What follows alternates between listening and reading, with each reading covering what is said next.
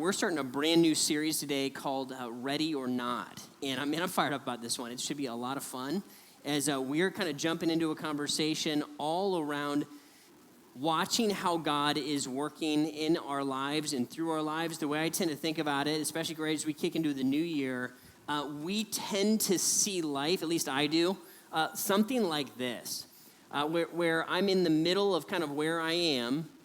And then usually there's something that I am staring at that's out in the future, right? There's usually something to work on or get connected to or, there we go, that's a little better, right? There's something coming down the road and we're thinking about when I get over that wall, when I get through graduation, when I get through retirement, once the loan closes on the house and we move in, we tend to think, after I get over that wall, that is when life starts, right? That's when life starts. And we may not think of it that way. We may not say it that way, but that's kind of what's actually our expectation is there's this leaning forward, looking forward to whatever it is that's over the wall, right? When I get through and I pass the test, when I make the team, right, when we finish this, right, and it might even look more like a goal when I lose the 10 pounds, right, when I stop smoking, whatever it looks like, there might be a point of arrival, and after we get over that point of arrival, we're like, man, that's when life is really going to fire up, right? That's when the good stuff is going to be, and that kind of thinking, at least in my experience, that has been a huge portion of how I've kind of lived my life. And what God is going to do in this scenario is he's going to invade kind of our everyday, our life here and now and say, life doesn't start here. It actually starts here, whether you're ready or not, right? Whether you feel like you have arrived or done the thing that you want to do or not, incomplete, felt really far, right? Incomplete, whether it's, thank you very much. We'll fix that real quick, right? Whether it's exactly what you think or not, life is going to start here and now in the today, and it doesn't mean that I don't continue to work on things, but I'm going to see my life and my time and my moment here differently based on what God has said about me. In this stuff that we're going to look at today, guys, it is so transformational. It's so life-changing, and it's not super complicated. It's just a little hard to get your head around here. And so we're going to spend a lot of time trying to focus in on just a small portion of Scripture so that we can begin to understand what God is saying to us. Right, so we're going to look at this passage here in Ephesians chapter 5. We're going to be here a lot over the next few weeks. So if you want to check that section of Scripture out in the Bible over the next few weeks, that would probably be great. Here's where we're going to start today, Ephesians chapter 5, starting in verse 8. And here's what Paul has said. It says, "For you were once darkness, but now you are light in the Lord." Right, for you were once darkness. So what he's going to say is, here, this is what you used to be. If you're a follower of Jesus, this used to define you. And then he's going to say, but now something has changed in your life. Now you are something different. Now you are light in the Lord. Here's why this is such a big deal. Paul is saying this to a group of people who are like you and me. They're incomplete, they're imperfect, they're working on stuff, they mess stuff up. And he looks at them and says, hey, I know that you are darkness, that you have been in darkness, that you've experienced darkness, this is where you've come from, but I'm telling you that today what you have become is light. You have become light in the Lord. And that now identifies and it defines who you are. Jesus would say this as well, right, to his disciples and followers, and by extension it comes to us, says this, you are the light of the world. A town built on a hill cannot be hidden. Right? So he looks at his followers and he says, here is what you are. And these guys would have come from all kinds of backgrounds and been imperfect. And now there is a definer to who they are, to what they're going to look like, even though this has been their past. And here's what I want us to get a hold of, and this is a really big deal, right? Whether you grew up in the church and you're familiar with some of this, or it sounds familiar, it's been a long time, or you're like me and you didn't grow up in the church and you're hearing this for the very first time, I want you to take this statement in.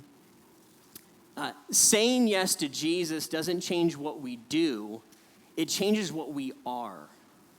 Okay, I'm going to say that again. Saying yes to Jesus doesn't change what we do, it changes what we are. When I say yes to Jesus, when I look at the reality of what happened, when I look at the fact that Jesus came to the planet, we talked about this at Christmas, that he was sent by God the Father, and he lived a perfect life, and he died an innocent death, and then he rose from the dead, and then he looks at imperfect people who are in darkness, and he says, I am choosing to transfer to you my light. I'm choosing to forgive you of your sin. I'm going to give you the perfection that I have, and I'm going to transfer that to your account. I have taken on your darkness and paid the penalty for it. And now, when you say yes to me, what's going to happen is you're going to become something different. You're going to become new. Guys, this is such amazing news. Right? So I made this decision. I found this out. I discovered this. A friend told me about this scenario of what was happening, and I had only a fraction of an idea of what was going on. But I was in darkness, and I had run out of ways to live my life. I was like lost in it. I wasn't in despair in the case I wasn't ready to take my life or anything like that, but I had run out of reasons to get out of bed in the morning. And essentially I said, hey, I don't know what life is about. How do I do it? How do I live it? And my friend began to tell me about Jesus. And in the midst of all kinds of sin and wrong and darkness that was playing out in my life, in the moment that I said yes, when I looked and said, okay, Jesus, I'm in. I don't know what this is going to mean for me. I don't know what this is going to do to me.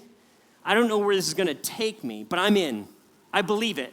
I believe you can forgive my sin. I believe you can change my life. I believe you can take me somewhere that I can't take myself. I don't know. I'm freaked out by it, but I'm in. When I said yes to that decision, in that moment, in my friend's Ford Explorer, on the road trip that we were on to go hook up with girls in Myrtle Beach, right, on our way back, it didn't work out. My conscience was killing me because I knew something was wrong, right? I felt the darkness I was in the middle of. I looked at my friend and I said yes to it. In that moment, God made me light in the Lord. And some of you would say, but weren't you in the middle of sin? Were you still cussing? Yeah, I was still cussing for a while. I was still in the midst of premarital sex. I was still doing things that Christian people don't do. But you say, Ryan, that stuff's not Christian activity. That's not Christian behavior. I know.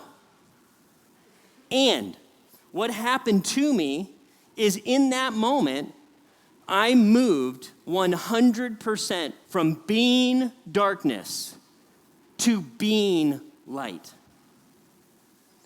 I was as much light as I was ever going to be in that moment. Right? When I say yes to Jesus, it doesn't just immediately change what I do. I don't have to go perform a bunch of things because I said yes to Jesus, and now I better clean my act up and make sure I perform. I am something different, and then because I am something different, I start to do different things. Right? It's just kind of how it works. I was thinking about this. I remember Lori and I, my wife and I, we got married pretty young, and we wanted to have kids, man. We were excited to start a family. And we ran into infertility pretty quick in those first couple of years. And we were frustrated, and we started to wonder, is this going to happen? Are we going to be able to build a family like this or not? Or we have to go a different route? And it took a while. It took multiple years to conceive. And I remember when we found out and we were like, okay, this is real. And it was hard to believe it. I'm like, are you sure? Let's take another test. Let's make sure that this is real. Right? And then Lori's belly started to show. And I'm like, okay, I think this thing is really happening. I'm really going to be a dad. And I knew that. I knew that intellectually. That, right, my wife is pregnant. I'm the dad. Right? I'm going to be a father. I knew that. But it wasn't making its way down, into my heart. For me to really own that title of dad, of father. And it wouldn't be until we were in the hospital, and we've been there for a handful of days, right? All the complicated stuff of having a new baby and, right, unplanned C-section, all that. And we're starting to gather up all the goods as it's coming to a time where we have to, leave the hospital. I remember Laura and I both were starting to get a little nervous, right? And we're getting the car seat out, and the nurses are coming around, and they're starting to give us the papers, right? And they're like, here's some diapers. And then this moment happened where one of the nurses looked at us, and she said, okay, Mom and Dad. And she was talking to us. And when she said that, I kind of looked around are our parents here? That's me. I'm the dad, right? And I was like, okay, I'm a dad. I just kind of kept saying it out loud, right? I'm a dad, right? Well, what's crazy is, right, that I couldn't own and live in that title of dad until it hit me emotionally, until it sank down into my heart, and I realized, wait a minute, this child is I am the father, and I'm going to raise this child. And as I started to own that identity, what happened is I started to do father things, right? I started to do dad stuff. All of a sudden, I'm like, we should get a minivan, right? This is what dads do, right? I'm like, right, I never wanted a minivan before, but all of a sudden, it seemed like a great idea. I'm not sure that was the best, but right, it was just how it was. And here's the wild thing. Ready for this? I have 4 kids now. Oldest 18. In the moment when I became a father, I was as much a father on that day as I am today with 4 kids who are basically almost grown-ups. I was a father. I just didn't totally own it or know it. I didn't live in it yet. Is it making sense? This is why Paul is here, and this is why we're spending some time here. He's like, I need you to own this. You are no longer darkness. If you are a follower of Jesus today, you aren't darkness anymore. It's not who you are. You are light in the Lord. And if you own that, what you start to do is you start to realize, I'm light. I'm the light of the world. Not because of anything great that I did, but because Jesus saved me from darkness and made me something new. And now what happens when I start to own that is I start to do light stuff, right? I start to live differently. When I go to work, I start to think about, or school, I start to think about what would somebody do who was the light of the world? Well, you know what they wouldn't do? They probably wouldn't do darkness anymore, right? They're not going to feel comfortable here. They're going to live differently. They're going to see their life differently. They're going to prioritize it differently. Why? Because who they are changed. We became something different. Right? This is what Paul's going to drive at. He's going to say, live as children of light. For the fruit of light consists in all goodness, righteousness, and truth. Find out what pleases the Lord. Hey, now that you're light, live that way. Here's what he doesn't say, hey, clean it up, clean up your act, perform, and one day, when you figure out how to perform right, then I'll call you light. once you get your act together, well, once you meet the standard, once you go to church enough, well, once you become, because you want to know why he doesn't do that? Because that's not the gospel. The gospel isn't do a bunch of good stuff and then God will be okay with you, and that's when your life starts or your life with God starts. That's not the idea at all. Here's the gospel, right? It's not go to church enough and then you get to become in the family. It's not become a good enough person or don't do these things or don't smoke or do immoral, right? Once you get out of addiction, then he looks and says, in the moment you say yes, in the moment you believe, you are as much a child in my family as somebody that has followed me for 40 or 50 or 60 years. Just like I was as much a dad in that moment when I became a father as I am today with 4 kids who are all right, teenagers and almost out. He's going to look and say, here's the good news. Here's the gospel. Even when if you said yes to me, even when you feel like darkness, I know what you did, right? In essence, Paul would say, I know that you have lived in darkness. I know that you failed. Now, discover what pleases the Lord because you belong to him. Not to earn a favor, not to try to meet some standard, because your identity has changed. Because you belong to him, because it's who you are. See, the identity is given as a gift. It's not earned. It's not deserved. I can't muster myself up and to be a good enough person to become light. Jesus just granted that for me. Say, Ryan, that's insane. Why would he do that? I have no idea. It's because he's a gracious God. And so what happens now, because I'm light, I'm going to start to become uncomfortable with living like I'm darkness.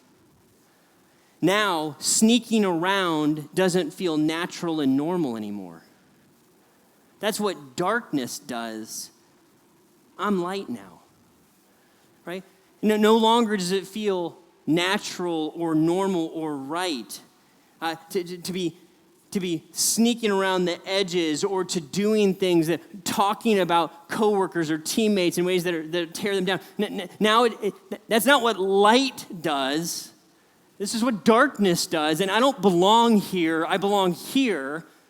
So now I start to look like this, just like I start to do dad stuff because I realize I'm a dad.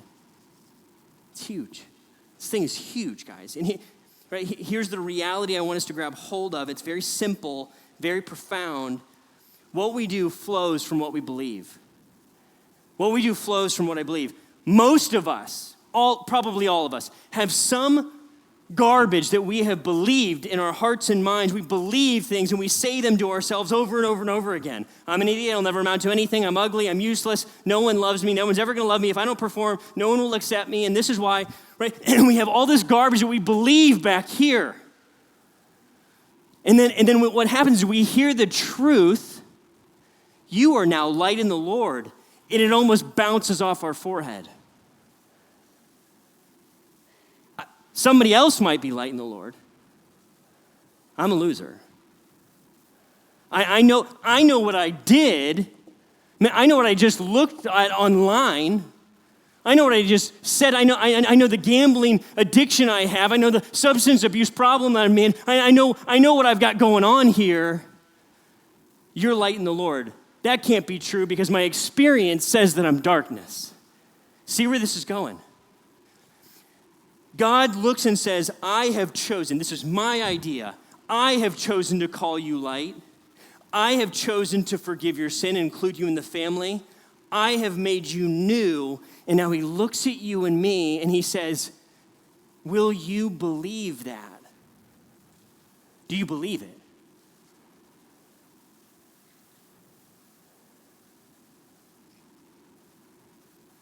But what about all the darkness? What about where I've been? Can he forgive that? Can that?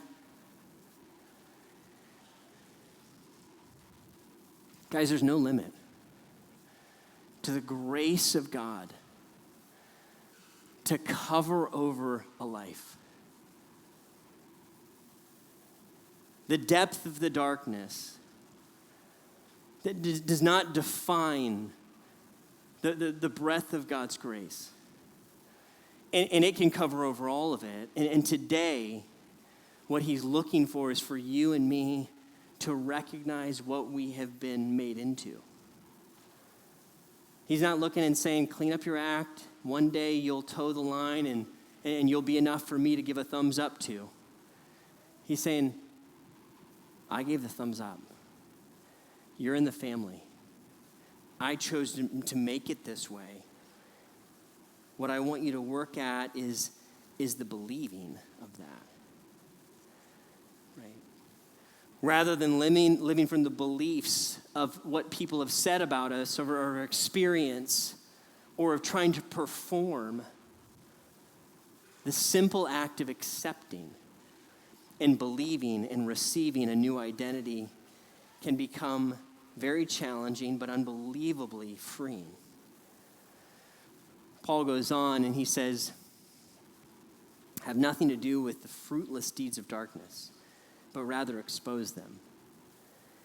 He said it's shameful even to mention what the disobedient do in secret. He says, but everything exposed by the light becomes visible. Everything that's illuminated becomes a light. That's why it said, wake up, sleeper, rise from the dead, and Christ will shine on you. Here's the idea.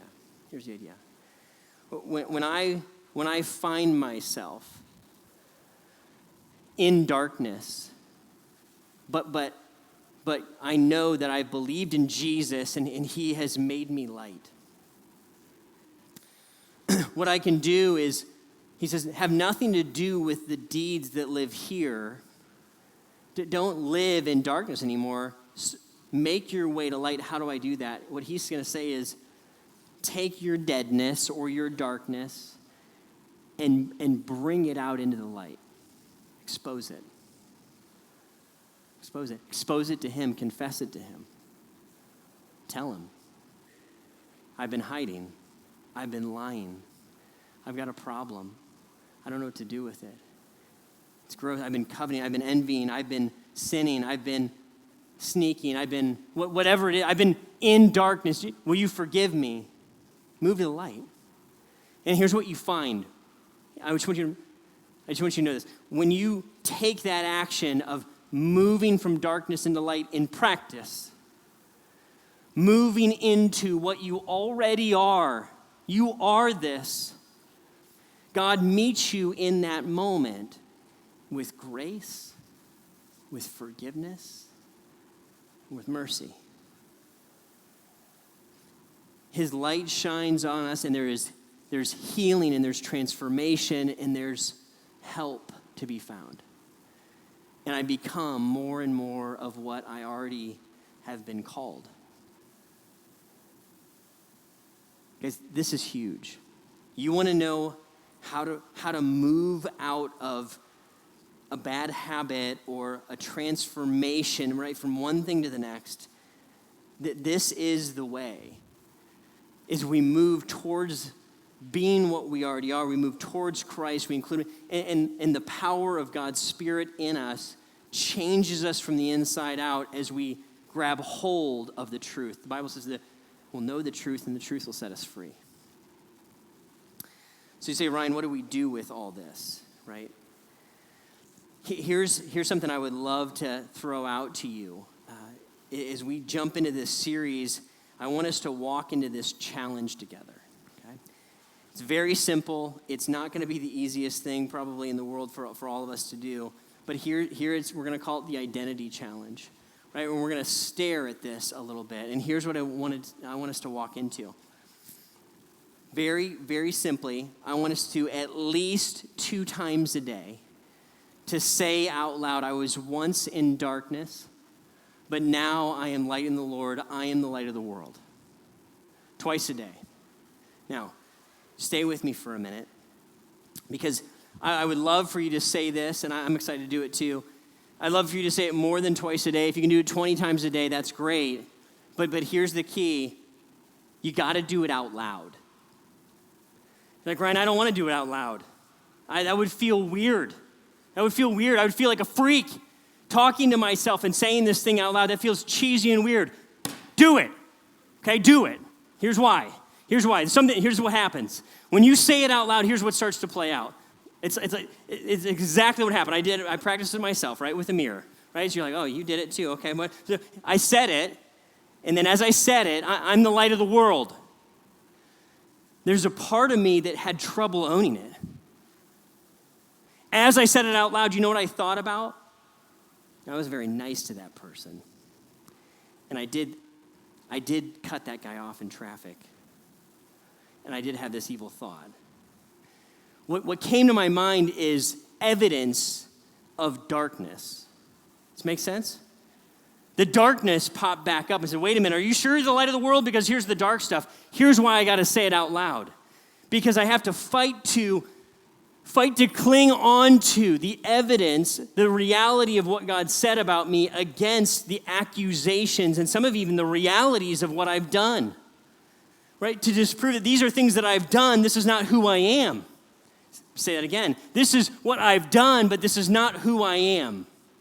Who I am is light in the Lord. And as we start to own that more and more, we're going to show up at work, at school, at home, in front of our devices, in our cars, differently. Because when what would light do? If light drove this car, what would it look like? Right? It'd look a little different than if darkness did it, right? And what would it look like if light grabbed a hold of my phone? Would light spend that much time? Would light look at that? Would light show up and speak that way? Or is that what darkness would do? So twice a day for the next week, I want us to live here and to say it out loud. Listen, I hope it's super uncomfortable. I hope as you say it out loud, you're like, man, I could barely pull that off. And here's what's going to happen. Over the next week, you're going to find yourself and you're going to gain steam on it. And you're going to start to believe it. And as you start to believe it, you're going to start to live in it more and more.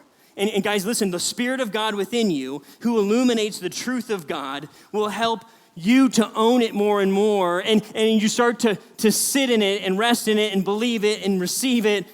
And now you are light, just like I am a dad. 18 years later, being a dad is like my comfort. I love it. 18 years ago, I was trembling and I could barely even imagine being a dad. I lived in it more and more and more because time kind of made me. In this situation, I have to choose to embrace the identity that God has given and be intentional about grabbing hold of it. And guys, all of our lives, people, some well-meaning, some not that well-meaning, have been trying to give you an identity. And often we have received that identity and lived out of it. Some of those identities were to tear us down, were to diminish us, were to demean us. And I want you to understand that you being the light of the world is not saying you're great, it's saying He's great. You saying that you are now light in the Lord is not puffing your chest, it's pointing glory to Christ, because He's the one who did it. Did you know that the Bible is not actually that interested in you walking away thinking that you're a piece of trash? That you walking around thinking really badly about yourself all the time is not God's will for you? Does He want us to repent? Absolutely, leave the darkness. But that doesn't mean that I perpetually look at the darkness and say, I'm just a piece of trash. He says, get up, own who you are. I called you to be my son and my daughter. You're made to share in my glory of being a blessing and bringing hope and life and impact and vitality. Life starts here. You say, Ryan, I'm a mess, man. I'm in the midst of the darkness. Ready or not, it starts now. Are you in? Are you in? Whether that in is it's all I have to do is just to say, okay, I'm reaching from the depths of the pit to grab hold of something.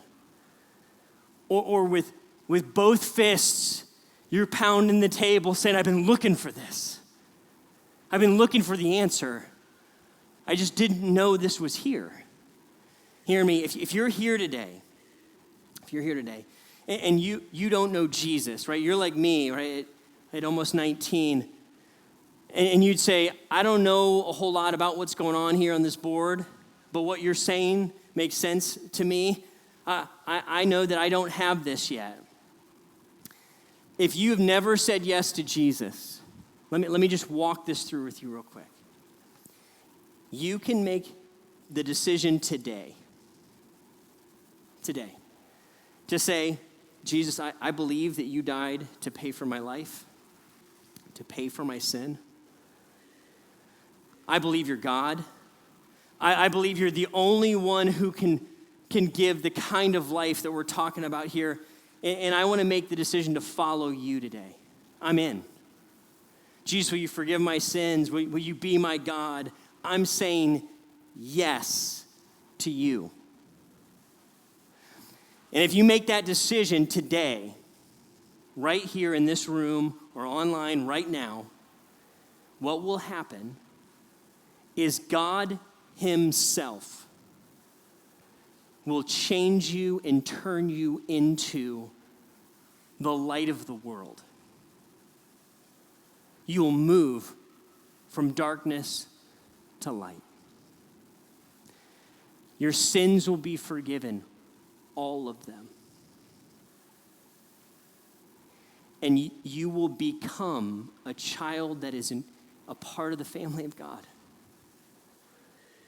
And I know you have no idea what that means, and I didn't either. What's amazing is you get to spend the rest of your life unpacking and learning and growing into what you became today. And that's why life is now, not down here. Jesus took the abundant life, the life of heaven in many ways, and he pulled it into the present, and he gifted it to us in the here and now. If you want to make that decision to say yes to Christ today, you can do that. It's simple. It's not easy, but it's simple. And you simply say, Jesus, I'm in.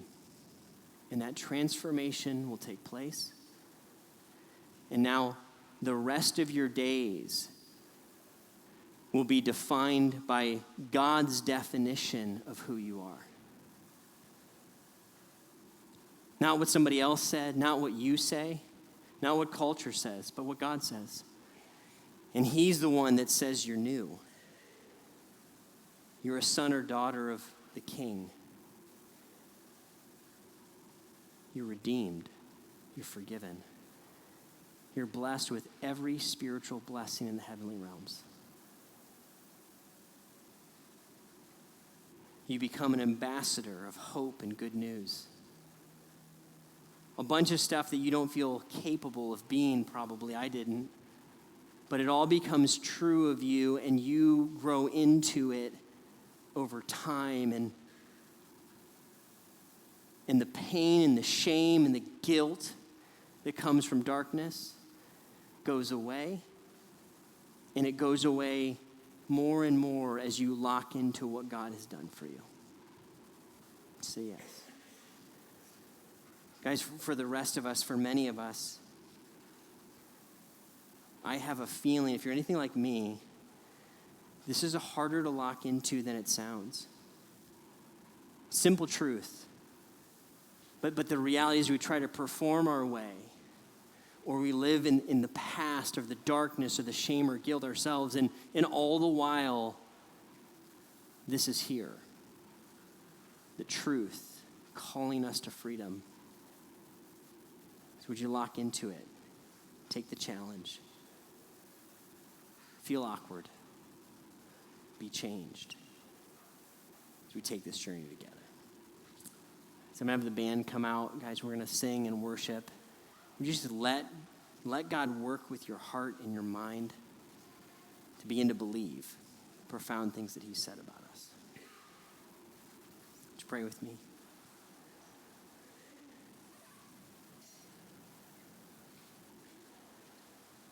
Lord, I just want to confess that it is sometimes really hard for me to believe the incredible things that you have chosen to make true in my life. I pray, God, that you would give each of us courage to grab hold of the identity that you died to give us, Jesus. That we're not darkness anymore. We're not just defined by our sinfulness. We're defined by your light. God, as we grab hold of this more and more, I pray that you would breathe encouragement and life and light into our days, that we would begin to see you and ourselves different. Not because of anything great that we did, but because of the great transformation that you've made in us. Would you begin that work, Lord, right here, right now? Meet us here, Lord.